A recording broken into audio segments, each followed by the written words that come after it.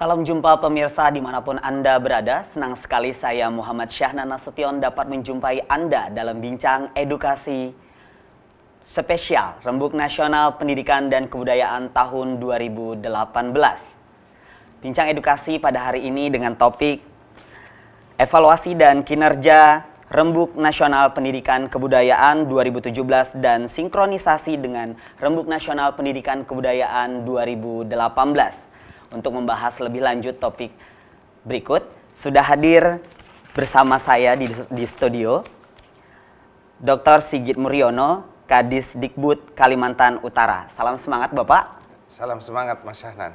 Baik, Bapak Sigit, hari ini kita akan bincang-bincang dengan topik yaitu evaluasi kinerja Rembuk Nasional Pendidikan Kebudayaan tahun 2017 dan sinkronisasi Rembuk Nasional Pendidikan Kebudayaan tahun 2018.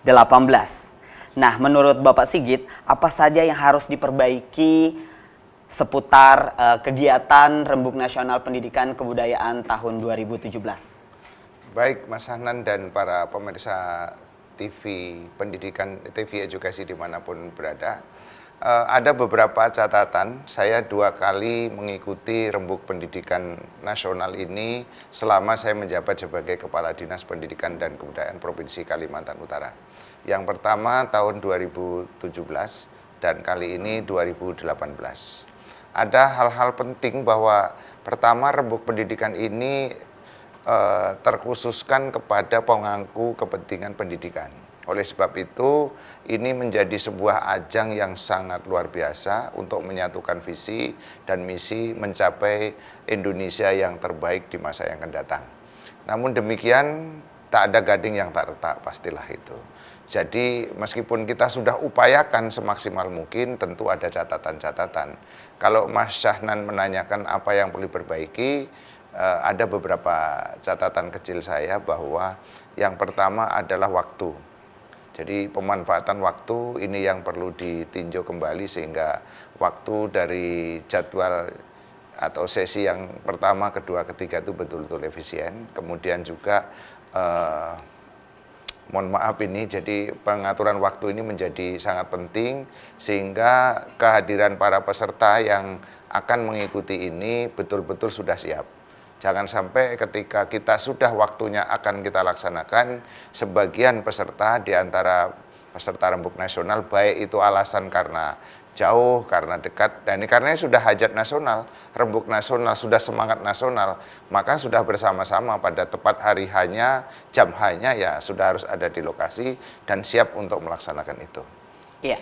Apa Sigit, kemudian evaluasi kinerja pasca Rembuk Nasional Pendidikan Kebudayaan tahun lalu? Oke, kalau yang pasca atau evaluasi kinerja pasca Rembuk Nasional tahun lalu, tentu setelah kita di sini dibagi komisi-komisi, divisi-divisi, lalu mempertajam masing-masing komisi itu, dan setelah pulang di daerahnya masing-masing dikumpulkan kembali kawan-kawan itu, karena tidak mungkin satu orang mengikuti beberapa komisi ya. Misalnya kita kan banyak direktorat jenderal di sini, kemudian juga khususnya mensinkronkan antara pendidikan dan kebudayaan. Jangan sampai kita terlalu terfokus soal pendidikannya. Kita juga harus memperhatikan bagaimana tentang kebudayaannya. Nah, ini harus disinkronkan. Nah, khusus di Kalimantan Utara, karena kami tidak terlalu banyak, hanya 5 kabupaten kota, dan usianya baru 5 tahun, insya Allah April nanti genap usia 5 tahun, maka setiap selesai Rembuk Pendidikan Nasional, kami tindak lanjut dengan rapat koordinasi. Rapat koordinasi untuk menindaklanjuti Rembuk Nasional yang dilaksanakan setiap tahun itu. Dan setelah kita adakan koordinasi, lalu kita sinkronkan.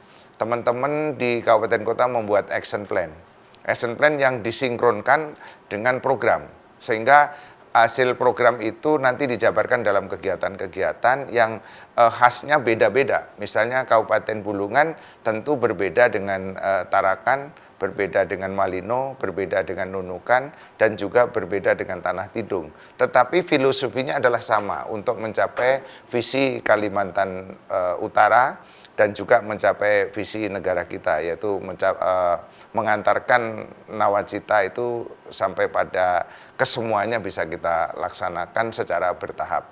Jadi setelah rembuk nasional itu wajib hukumnya untuk mengadakan action plan gitu. Salah satu yang sudah kami lakukan adalah selama ini Kalimantan Utara tidak pernah hadir atau tampil dalam mengikuti kegiatan-kegiatan yang sifatnya peningkatan prestasi guru. Contohnya kemarin ada lomba guru atau tenaga pendidik berprestasi.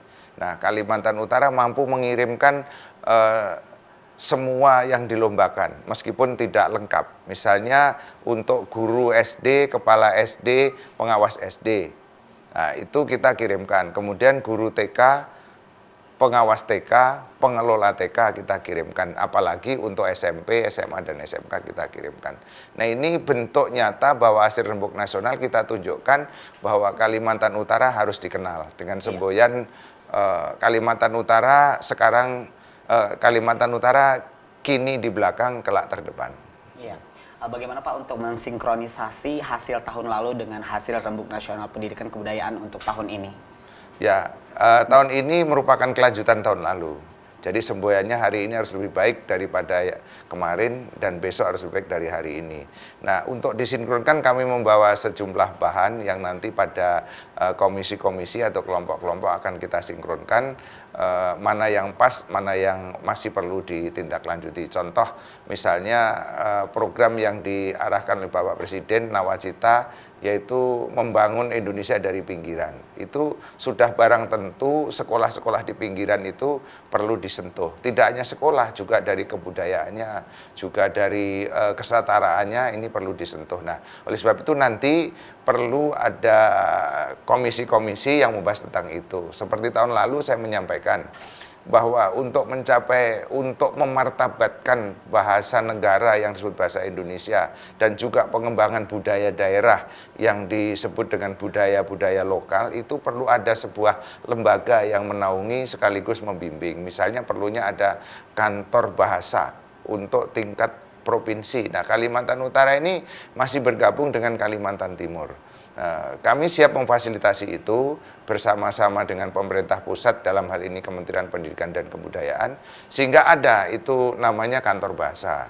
Yang kedua, untuk penjaminan mutu, misalnya LPMP. Selama ini kita bergabung dengan Kalimantan Timur. Alhamdulillah sudah direalisasi, itu ada LPMP khusus Kalimantan Utara, yaitu Lembaga Penjaminan Mutu Pendidikan. Lembaga Penjaminan Mutu Pendidikan khusus menangani wilayah Kalimantan Utara yang dititipi misi sekurang-kurangnya 2, yaitu masalah kurikulum 2013 harus sudah berakhir dan harus sudah dimulai, artinya sudah selesai. Kita siap semua melaksanakan. Ini tanpa bantuan LPMP nggak bisa jalan. Ini wujud bahwa 2017 kita canangkan, 2018 bisa kita laksanakan. Baik Pak, tadi sempat Bapak mengatakan bahwasanya harapan banyak sekali sekolah-sekolah yang belum terjangkau gitu. Bagaimana Pak kira-kira penerapannya? Baik, jadi begini, Kalimantan Utara itu memang luasnya itu sama dengan 1,5 Jawa lah gitu. Jadi luas sekali, tetapi untuk dihubungkan dengan penduduknya tidak lebih dari 1 kecamatan Ciputat. Kurang dari 1 juta ya penduduknya, tetapi itu terbagi dari 5 kabupaten dan kita memiliki lembaga-lembaga pendidikan baik formal maupun non formal. Khusus pendidikan persekolahan itu ada SLB, ada SD, ada SMP, ada SMA, ada SMK. Juga ada TK, RA, BA, Bustanul Atfal, dan juga ada MI, ada MTS, ada Aliyah. Nah, ini khusus daerah tertentu, misalnya Kabupaten Nunukan yang luasnya nomor 2, luas pertama itu adalah Malino, itu ada daerah-daerah remote yang tidak bisa dijangkau dengan darat, ataupun laut atau sungai. satu-satunya yang bisa menjangkau itu adalah dengan pesawat udara. Pesawat udara pun kecil, misalnya Susi Air dan sebagainya. Dan itu kalau kita bisa ke sana, pulangnya belum tentu kapan kita bisa pulang. Pasti nunggu nanti ada pesawat berikutnya. Itu pun kalau misionaris ataupun tidak penuh, maka kita bisa naik karena memang diutamakan adalah masyarakat yang sedang sakit gitu. Oleh sebab itu perlu kita kerjasama dengan pemerintah setempat, mulai dari kelurahan, kecamatan sampai dengan kabupaten kota, bagaimana untuk peduli terhadap penyelenggaraan pendidikan, mulai pendidikan dasar sampai pendidikan menengah. Gitu. Baik, Pak Sigit. Selanjutnya, best practice apa saja yang berhasil dilahirkan selama 1 tahun kemarin? Tapi ditahan dulu Pak, jangan dijawab. Baiklah pemirsa, masih banyak informasi yang akan kita dapatkan. Tetaplah bersama Televisi Edukasi yang santun dan mencerdaskan.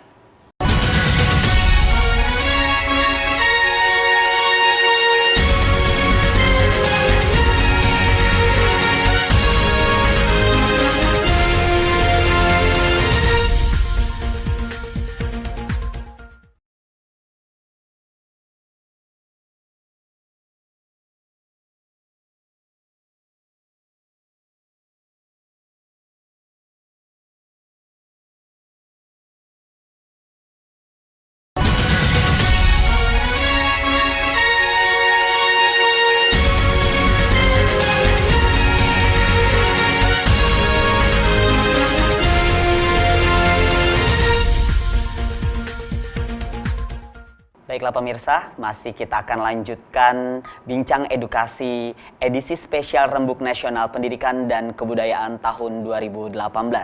Masih bersama Dr. Sigit Muryono. Bapak, kita akan lanjutkan kembali Pak. Iya, best practice apa saja yang berhasil dilahirkan selama setahun kemarin Pak? Oke baik, selama 1 tahun Kalimantan Utara alhamdulillah mampu melakukan sebuah best practice.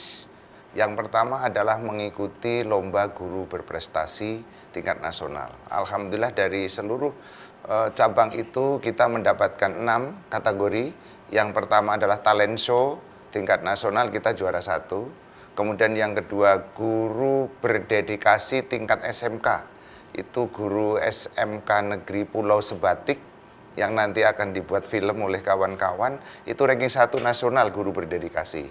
Kemudian pengelola TK juga begitu, di wilayah perbatasan juga mendapatkan predikat yang tidak mengecewakan, yaitu harapan 1. Kemudian guru kepala sekolah berdedikasi tingkat SMA, kita mendapatkan peringkat 3. Kemudian guru kepala SMP berprestasi tingkat nasional peringkat 2. Dan terakhir kepala SMK berprestasi tingkat nasional kita dapat peringkat 4. Itu dari prestasi guru. Kemudian dari kelembagaan kita membantu, mendorong sekaligus mendampingi BAP PAUD PNF. Kita mencapai target satu-satunya provinsi yang mencapai target 50% dari seluruh sasaran akreditasi. Oleh sebab itu dinobatkan Kalimantan Utara menjadi peringkat 1 pelaksanaan BAP PAUD PNF untuk seluruh Indonesia. Dan apa yang kami lakukan terhadap BAP PAUD PNF ini, kita memberikan hibah, bantuan hibah. Tidak banyak. Hanya 150 juta. Tetapi ternyata dari 150 juta itu dapat digunakan dengan sebaik-baiknya. Yang pertama adalah sosialisasi pelaksanaan akreditasi untuk PAUD Dikmas atau PAUD PNF ini ke 5 kabupaten kota. Yang kedua membuat namanya wilayah binaan. Jadi satu anggota BAP mesti mempunyai wilayah binaan. Itulah yang mampu mengantarkan Kalimantan Utara sebagai pencapai target 50% pertama di Indonesia. Wah, nah itu sekali. Salah satunya. Iya, luar biasa sekali Pak Sigit. Itu adalah prestasi yang sangat membanggakan. Ya, dan perlu ditambah Mas, itu untuk TK, SMA. Kemudian lagi, untuk SD, kita bekerja sama dengan kelembagaan kerjasama Indonesia Australia yang namanya program inovasi.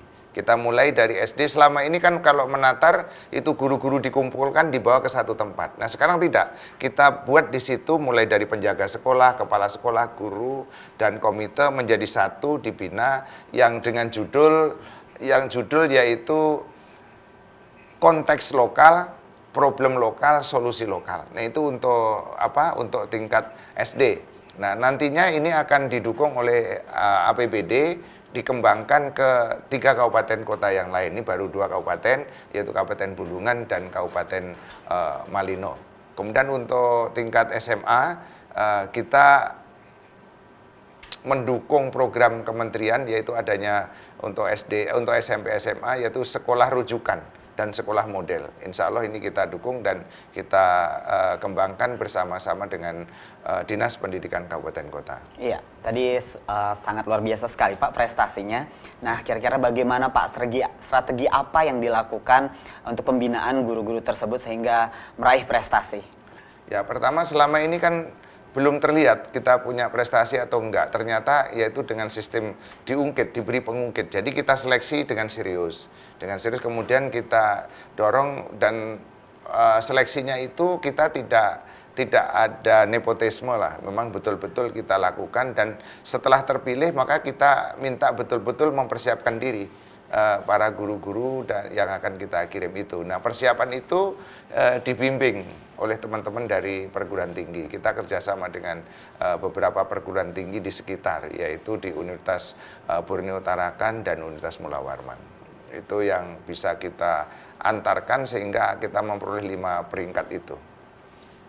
Nah, kira-kira Pak, dukungan apa saja yang diberikan sehingga bisa diimplementasikan dengan baik di daerah Bapak?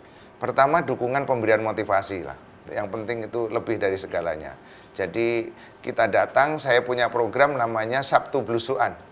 Mungkin agak aneh Sabtu Blusukan bahwa ketika saya tidak ada tugas ke luar kota, maka saya gunakan dengan kawan-kawan dengan bidang yang membidangi, misalnya ke SMA, saya ngajak kepala bidang SMA untuk belusukan ke sekolah.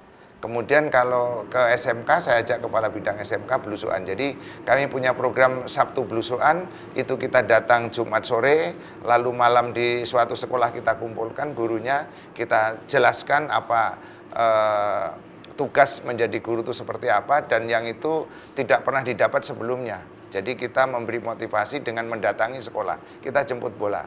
Hampir 90% sekolah-sekolah itu sudah kami datangi bersama tim. Hanya daerah-daerah remote area yang menunggu penjadwalan pesawat saja yang belum bisa kita datangi, karena kita pas pesawatnya ada kita nggak bisa, sebaliknya kita siap pesawatnya nggak ada. Nah itu yang belum, tapi selebihnya 90% sekolah binaan kami sudah kami datangi dan kita dialog langsung dengan murid, dengan guru, dengan kepala sekolah, dengan karyawan, dengan penjaga, bahkan dengan komite, bahkan dengan orang tua. Nah itu yang kami lakukan. Sisa-sisa waktu di luar jam dinas kami meluangkan untuk namanya Sabtu Belusukan. Wah, ini berbeda sekali ya Pak. Sabtu Belusukan berbeda dengan daerah-daerah lain. Ya, karena memang daerahnya berbeda juga. Iya. Jadi nah, kalau kira-kira Pak, dari program tersebut apakah ada kendala Pak di lapangan yang dilakukan? Ya, jadi kendala itu tentu ada, tetapi kendala itu kita bisa upayakan menjadi minimal lah, menjadi kendala yang minimal. Salah satu kendalanya adalah pemahaman orang tua memasukkan anaknya ke SMA, pikirannya kalau masuk SMA itu kerja. Kita harus menjelaskan itu, bahwa masuk SMA itu tidak diarahkan untuk bekerja, tetapi masuk SMA itu adalah mempersiapkan peserta didik untuk melanjutkan ke pendidikan yang lebih tinggi. Maka kita melakukan program bekerjasama dengan Kementerian Riset dan Dikti. Kita meminta ada program bidik misi dan afirmasi untuk anak-anak perbatasan, terutama perbatasan dengan negara tetangga. Jadi itu tugasnya kita, bahwa masuk SMA itu bukan untuk bekerja, tetapi untuk melanjutkan ke pendidikan tinggi. Nah itu kendala. Kenapa? Karena orang tua meminta anaknya masuk sekolah SMA lah, nanti setelah lulus kau kerja. Maka kita akan rubah, kita menjelaskan kalau mau kerja, kita mengikuti pendidikan namanya vokasi. Pendidikan vokasi itu yang seperti apa? Ya SMK. Maka semakanya kalau ditanya SMK, kerja. Nah ini kita beri beri advokasi lah, beri penjelasan lah kepada orang tua. Kalau anaknya mampu untuk melanjutkan ke pendidikan lebih tinggi, diberi polesan dan diberi bekal di SMA, maka masuk SMA. Tapi kalau sasarannya itu pingin bekerja, maka diarahkan masuk ke SMK. Dan setelah itu lalu nanti lanjutannya pendidikan vokasi kan ada. Kita punya akademi komunitas lanjutannya itu. Bisa ke politeknik dan sebagainya. Oke, Pak, tadi sangat menarik sekali. Bapak juga sempat menyampaikan bahwasanya pentingnya motivasi tadi, Pak. Apakah motivasi ini secara terbuka atau khusus atau memang ada kelas tersendiri, Pak? Oh iya, jadi setiap datang ke sekolah maka kami selalu berbincang dengan murid. Misalnya saya minta khusus semua murid ada. Saya sebut misalnya Semansatase misalnya gitu. Hebat Jaya misalnya gitu kan. Itu sebuah motivasi, ada yelnya. Kemudian kita sentuh. Kamu mau kemana sih setelah ini? Mau kuliah. Mau kuliahnya kemana ini? Kamu bakatnya apa? Lalu di situ motivasi itu banyak sekali bahwa kita bisa memberi contoh tokoh-tokoh yang berhasil.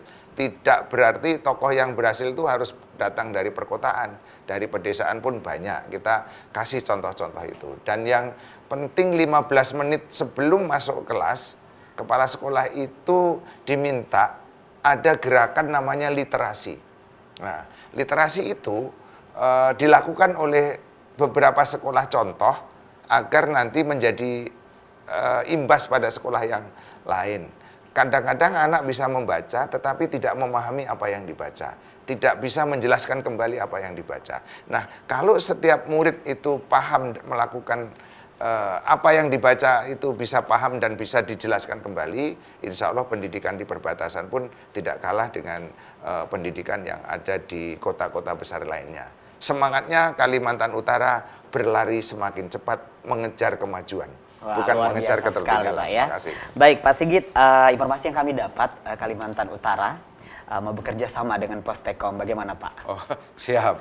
Ya, ini awal mulanya saya ditelepon oleh kawan-kawan dari Postekom, kemudian ada surat bahwa kemarin ada istilahnya survei pendahuluan lah ke wilayah perbatasan yang mudah terjangkau memang Pulau Sebatik. Tetapi dari Pulau Nunukan ini ada wilayah lain yang bisa dijangkau juga karena perbatasan. Ya contohnya di Simenggaris, ada di Krayan. Nah untuk di Krayan itu harus kita tahu jadwal pesawat ke sana. Maka yang memudahkan tanpa harus jadwal pesawat, cukup dengan pesawat ke Tarakan lalu naik speed sampai ke Pulau Sebatik yang perbatasan dengan Malaysia. Dan satu pulau itu terbelah dua, sini Indonesia, sini Malaysia. Jadi ada orang yang dapurnya di Indonesia, ruang tamunya di Malaysia. Nah, nanti itu namanya di daerah Patok 3. Patok 3 itu silahkan datang ke sana. Nah itu unik dan bagus kalau dijadikan sebuah film yang namanya perjuangan anak-anak perbatasan untuk menempuh pendidikan, untuk meraih asa melalui perbatasan. Kami sudah menerbitkan semacam tulisan. Ada guru itu seorang dokter hewan tapi menjadi guru SMK dan itu menjadi juara nasional, itu meraih asa di wilayah perbatasan. Itu tulisannya dan itu bagus untuk dikembangkan sebuah film. Kemarin sudah diadakan survei pendahuluan dari kawan-kawan Postekom. Kami siap untuk mendukung apa yang harus kami lakukan sehingga Indonesia ini akan terlihat secara utuh bagaimana sesungguhnya pengembangan pendidikan di perbatasan. Contoh sebagai contoh, di perbatasan tahun 2006 ya, 2006, saya tidak tahu kalau mau jadi pegawai di wilayah Kalimantan Utara. Saya mendirikan sebuah SMP namanya SMPBP, Sekolah Menengah Pertama Berbasis Pesantren yang berada di wilayah perbatasan. Nah ini semua gedungnya diberi bantuan dan langsung dibangunkan oleh Kementerian Pendidikan. Tetapi lahannya dari wakaf masyarakat. Kemudian gurunya itu karena itu pesantren kita minta dari Kementerian Agama. Kemudian bagaimana karena asrama itu anak-anak TKI yang 350 lebih berada di TKI di Tawo itu TKI tidak mengenyam pendidikan. Kita bawa, kita taruh di pesantren itu dan kita jadikan sebuah panti asuhan. Nah, karena itu panti asuhan, maka kita minta sumbangan dari Kementerian Sosial. Gimana ini kalau panti asuhan? Maka sumbangan untuk konsumsi itu dibantu dan didukung oleh Kementerian Sosial. Nah, barangkali itu kalau dijadikan sebuah best practice, menjadi sebuah film, sebuah mengenalkan Indonesia perbatasan ke seluruh pelosok negeri ini melalui kerjasama pemerintah Provinsi Kalimantan Utara melalui Dinas Pendidikan dengan Pustekom. Barangkali demikian, Mas. Ya, terakhir Pak, kira-kira harapan apa Pak untuk pendidikan? Ya, peningkatan kualitas sumber daya manusia itu salah satunya bisa ditempuh dengan pendidikan. Sejalan dengan semboyan Kalimantan Utara kini di belakang kelak terdepan, itu akan bisa tercapai asa itu apabila melalui pendidikan. Oleh sebab itu, harapan kami untuk pendidikan Kalimantan Utara, terutama kepada masyarakat, mari kita kembangkan, kita majukan, kita kejar kemajuan melalui pendidikan. Jangan lupa, pendidikan juga harus diikuti dengan budaya.